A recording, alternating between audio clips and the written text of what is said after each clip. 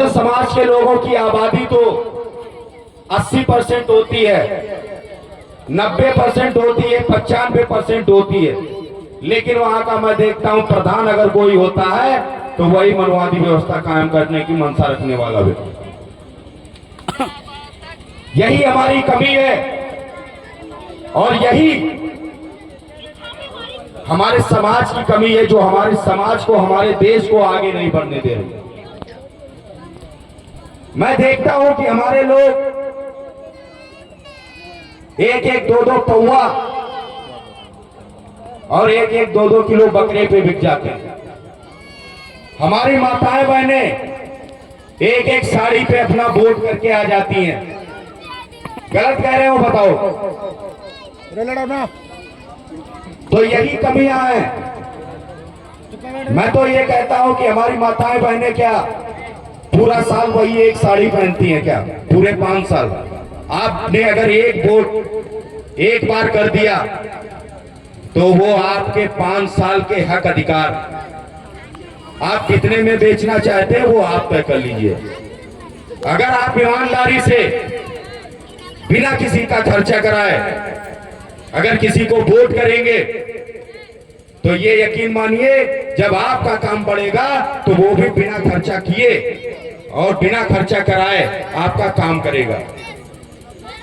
आप सीधी सी बात समझ लीजिए, अगर किसी भी काम में कोई व्यक्ति अगर 20 लाख का खर्चा करेगा तो वो वसूली तो करेगा ना उसकी।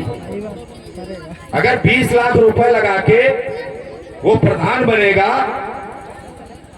तो वो पहले तो अपने 20 लाख रुपए की रिकवरी करेगा और फिर अगले चुनाव के लिए 20 लाख रुपए रखेगा और फिर कुछ अपने बीवी बच्चों और अपने परिवार के लिए कमाएगा।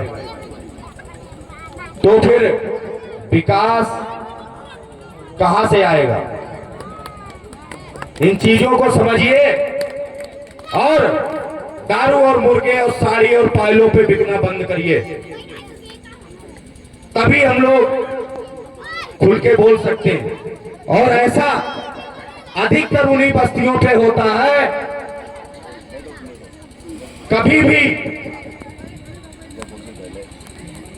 आपने देखा होगा शराब पट्टी होगी तो SC ST OBC के मोहल्लों में ही पट्टी होगी, उनके घरों में कभी शराब पटने नहीं जाती। यही बात जब बाबा साहब ने भारतीय संविधान संसद में पेश किया और बाहर निकले तो आचार्य कृपलानी ने बोला कि भीमराव आज आप बहुत खुश लग रहे हैं। तो उन्होंने बोला कि आज हमने अपने लोगों को वो ताकत दी है कि जिससे वो लोग अपना नेता बनाएंगे, अपना प्रतिनिधित्व करने वाला बनाएंगे, अपना राजा बनाएंगे। क्योंकि आज तक राजा रानी के पेट से जन्म लेता था, लेकिन आगे राजा मतदान पेटी से जन्म लेगा। तो आचार्य कृपलानी बोला कि अरे अंबेडकर आप किस भूल में हैं? आपके लोग गरीब हैं, कमजोर हैं, बिकाऊ हैं। हम आपके लोगों को डराएंगे, खरीदेंगे, उसके बाद भी हम लोग सरकार अपनी ही बनाएंगे और राजगद्दी पे भी हम अपना ही राजा बिठाएंगे। और वही आज तक वो लोग करते आ रहे हैं। लेकिन फिर सरल स्वभाव से बाबा साहब ने बोला कि मैं मानता हूं कि हमारे समाज के लोग गरीब हैं, कमजोर हैं,